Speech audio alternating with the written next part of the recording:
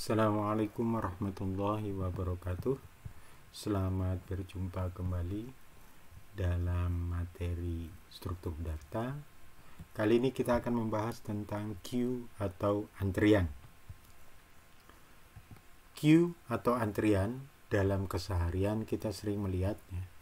Beberapa contoh misalnya antrian yang terjadi pada loket-loket umumnya seperti yang ada misalnya pada loket di stasiun kereta, loket di bioskop, atau loket di airport misalnya. Itu adalah contoh-contoh antrian yang umumnya terjadi ya. Atau ketika kita mengisi bahan bakar di SPBU, kita biasa mengantri untuk mengisi bahan bakar. Nah, di sana juga kita lihat antrian kendaraan ya. Atau mungkin yang lebih besar lagi adalah seperti halnya antrian pada pintu tol. Ini adalah contoh antrian yang kita lihat dalam keseharian ya. Nah, bagaimana queue atau antrian ini dalam struktur data? Queue atau antrian itu didefinisikan sebagai kumpulan dari objek-objek yang homogen dengan operasi penambahan elemen disebut dengan NQ dan pengambilan elemen disebut dengan DQ melalui dua tempat yang berbeda, yaitu pada bagian belakang dan depan. Untuk proses NQ, data yang ditambahkan diletakkan pada bagian belakang, sedangkan DQ, pengambilan elemen, itu selalu di posisi yang paling depan. Nah, dengan demikian, pemrosesan data seperti ini mengikuti prinsip yang disebut dengan istilah FIFO, first in, first out, yaitu data yang pertama masuk akan menjadi pertama pula yang keluar. Nah, kalau kita perhatikan bentuk struktur dari suatu antrian atau queue, ini digambarkan dalam bentuk sketsa seperti ini. Jadi ini adalah elemen-elemen data yang berurutan seperti ini secara lateral. Ini adalah bentuk antrian di mana ada bagian depan dan belakangnya, elemen depan dan elemen belakang. Misalnya elemen data ini kita ganti dengan atau kita isi dengan bilangan bulat ya, integer. Contohnya seperti ini. Jadi depan menunjukkan angka 8 dan belakang 17. Ini adalah sebuah queue ya. Nah, operasi queue sendiri itu dapat diimplementasikan dalam bentuk array, structure atau record, dan pointer. Ya. Jadi nanti kita mencoba untuk mengimplementasikannya dalam bentuk array, karena nanti ada persamaan antara array dan structure atau record ini, maka nanti kita coba implementasinya dalam array dan pointer. Nah, sekarang operasi apa saja yang bisa dikenakan pada suatu queue? Yang pertama nanti tentu saja bagaimana kita membuat queue ya, mendefinisikan atau menginisialisasi kondisi awal queue, yaitu dalam kondisi kosong. Yang kedua nanti kita mengecek apakah queue kosong atau tidak. Yang ketiga untuk mengecek queue sudah penuh atau tidak. Ketika kita mengimplementasikan dalam bentuk array, nanti kita batasi array-nya dalam jumlah tertentu, maka nanti kemungkinan bahwa queue itu penuh ada.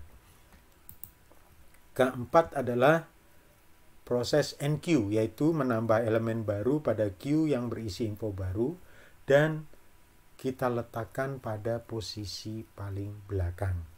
Sebaliknya, DQ ini adalah mengambil elemen yang paling depan. Ya. Kemudian, info yang diambil tadi kita simpan di dalam variabel yang namanya info DQ. Dan terakhir, kita nanti mencoba untuk mencetak isi Q, seluruh isi Q. Baik, sebelum kita mulai operasi ini dengan implementasinya menggunakan array, coba kita perhatikan dulu bagaimana ilustrasi tentang operasi NQ sendiri. NQ ini adalah menambah elemen baru yang berisi info baru dan diletakkan pada posisi paling belakang. Contohnya seperti ini.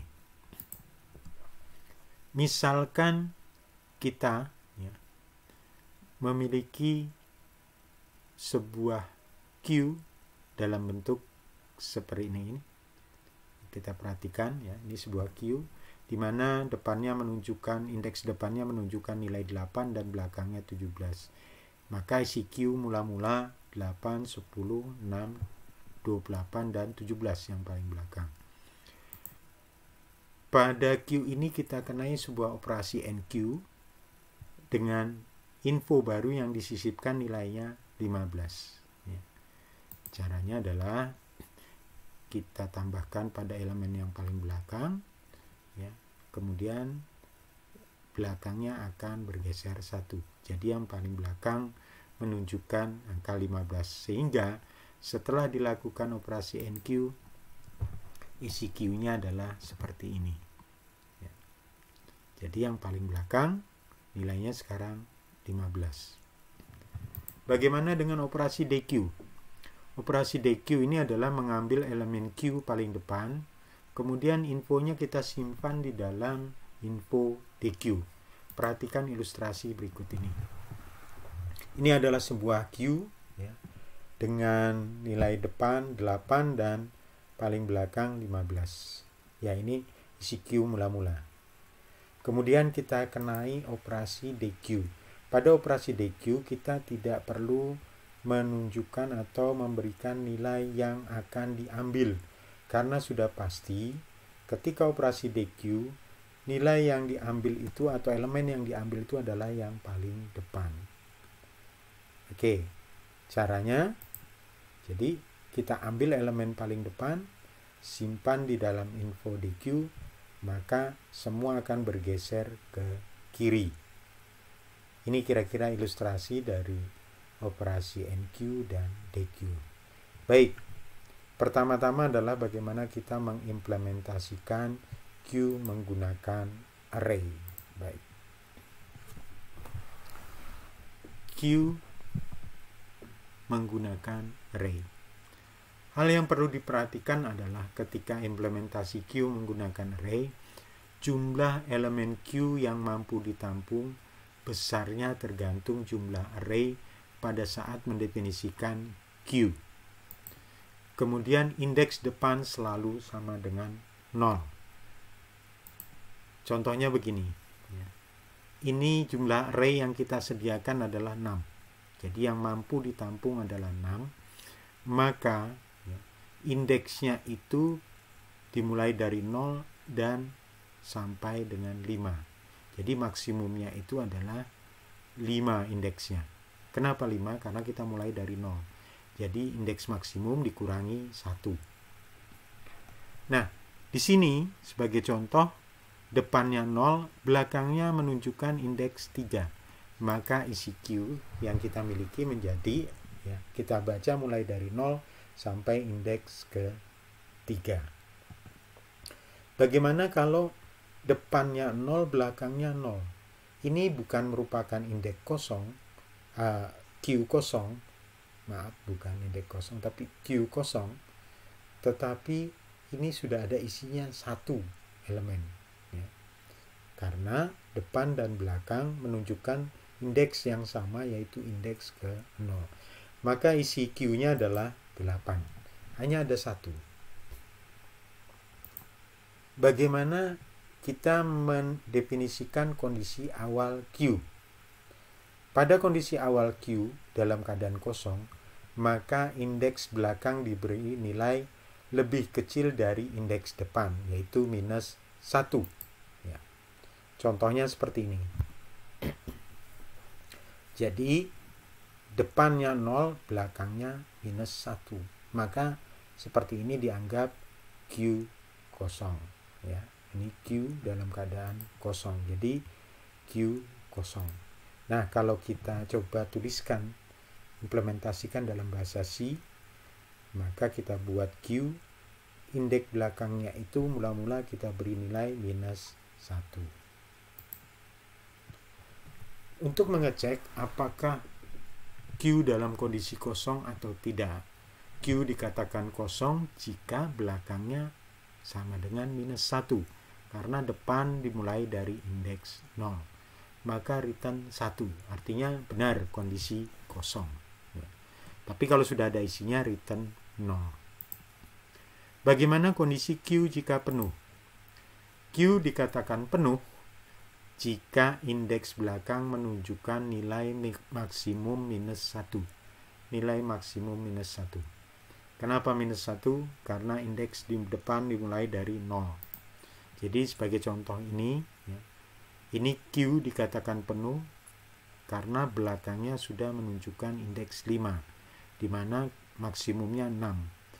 Maksimum minus 1, jadi pas 5. Depan 0, belakang 5, isinya adalah 8 dan seterusnya sampai yang terakhir adalah 15. Yang ditunjukkan indeks belakang, ini yang dikatakan Q penuh. Ya. Kalau ini kita implementasikan dalam bahasa C, maka Q penuh, ya. Q dikatakan penuh jika belakangnya itu sudah menunjukkan indeks maksimum minus 1, return 1. Ya. Tapi kalau dia belum mencapai itu, maka return 0, artinya belum penuh. Bagaimana proses NQ? NQ ini adalah menambah elemen baru yang berisi info baru dan diletakkan pada posisi paling belakang. Contohnya seperti ini. Ya, contohnya seperti ini. Ini adalah Q yang kita miliki, di mana depannya indeks 0 menunjukkan 8, belakangnya menunjukkan indeks 4, ya, dengan nilai 17. Ini adalah isi Q mula-mula. Kemudian pada Q ini kita lakukan operasi NQ dengan nilai 34 yang kita tambahkan. Jadi ada nilai yang akan ditambahkan dalam Q ini. Caranya seperti apa? Langkah pertama adalah cek dulu Q yang kita miliki, apakah sudah penuh atau belum. Ya. Kita lihat di sini, ternyata dia belum penuh karena Q penuh itu jika maksimum indeks belakangnya maksimum minus 1. Ini belum. Ya. Jika sudah, maka beri komentar Q sudah penuh. Kita tidak perlu melakukan proses NQ karena sudah penuh. Tapi jika tidak, maka langkah selanjutnya adalah sebagai berikut. Langkah selanjutnya, naikkan nilai belakang. Belakangnya sama dengan belakang plus 1. Ya. Kemudian belakangnya pindah ke sana. Tambahkan info baru pada posisi paling belakang. Jadi pada posisi paling belakang yang ditunjuk oleh belakang, indeks belakang sekarang menunjukkan indeks 5, kita tambahkan nilai 34 tadi. Nah, ya. Maka sekarang setelah di proses NQ, depannya 0, belakang menjadi 5. Isi Q-nya bertambah 1 dan diletakkan paling belakang yaitu nilai 34. Langkah-langkah ini kalau kita terjemahkan dalam bahasa C bentuknya seperti ini. Ya.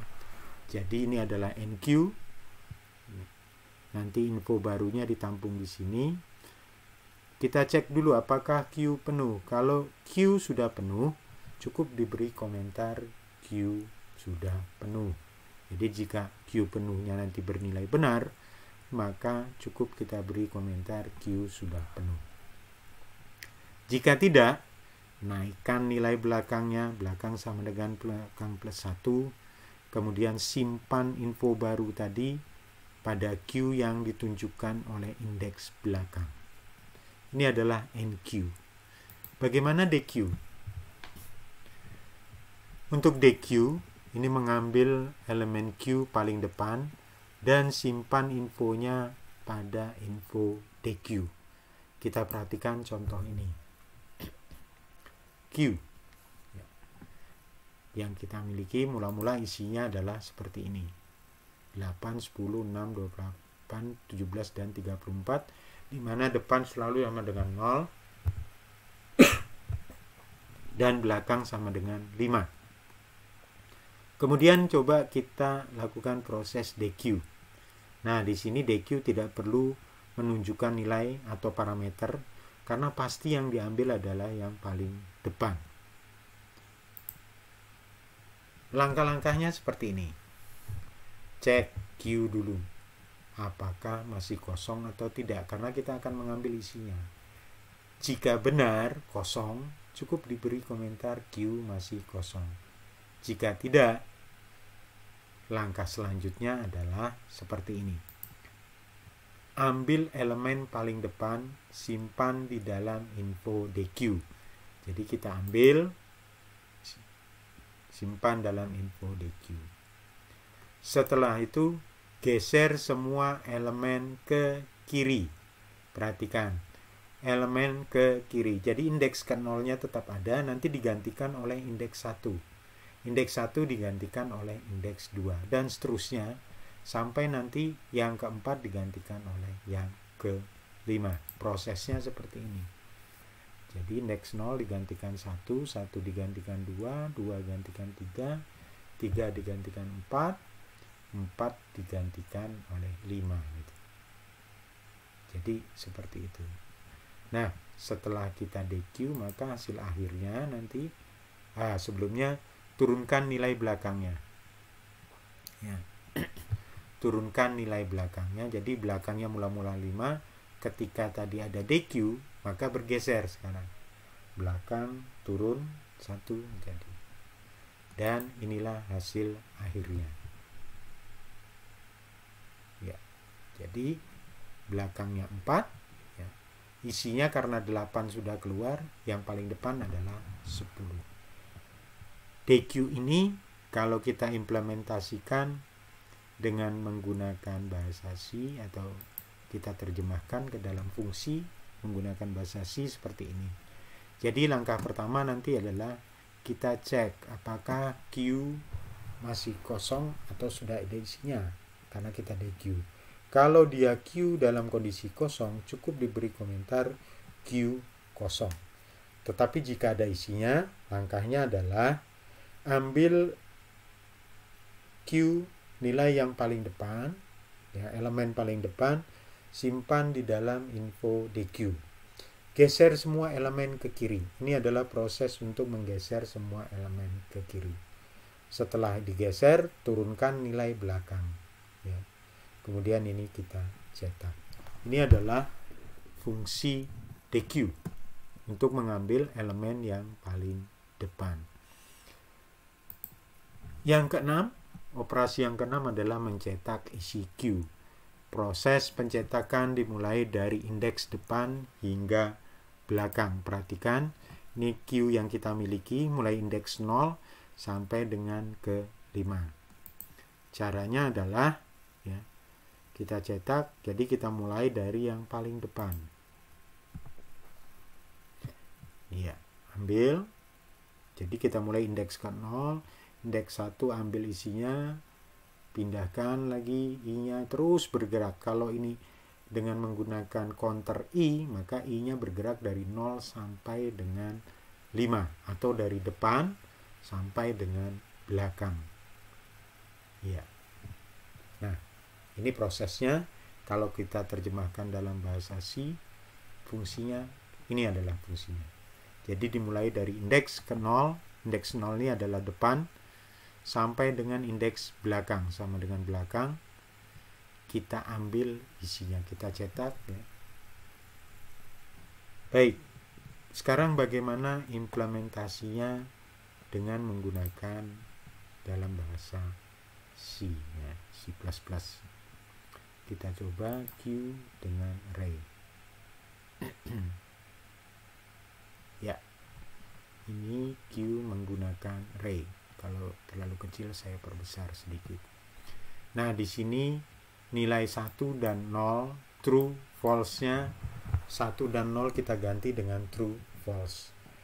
Untuk indeks maksimumnya kita batasi sampai 50. Depan selalu sama dengan 0, tidak bergerak. Yang berubah nanti adalah belakangnya. Ya, ini fungsi-fungsinya membuat Q, mengecek apakah Q dalam keadaan kosong atau penuh. kemudian ada enqueue dan dequeue serta mencetak. Nah, fungsi tadi sama sudah dijelaskan. Pertama kali kita mendefinisikan queue dalam keadaan kosong, jadi belakangnya -1. Sehingga untuk mengecek queue dalam keadaan kosong atau tidak, queue dikatakan kosong jika nilai belakangnya sama dengan -1. Sedangkan queue penuh jika belakangnya itu sama dengan maksimum -1. Return true. Oke. Kemudian enqueue. Enqueue ini adalah fungsi untuk menambah elemen baru. Jadi elemen barunya nanti infonya disimpan, ditampung di sini dengan info baru. Langkahnya adalah cek dulu queue-nya apakah sudah penuh atau belum. Queue dikatakan penuh jika maksimum -1. Maksimumnya tadi 50 ya. Kurang 1 49.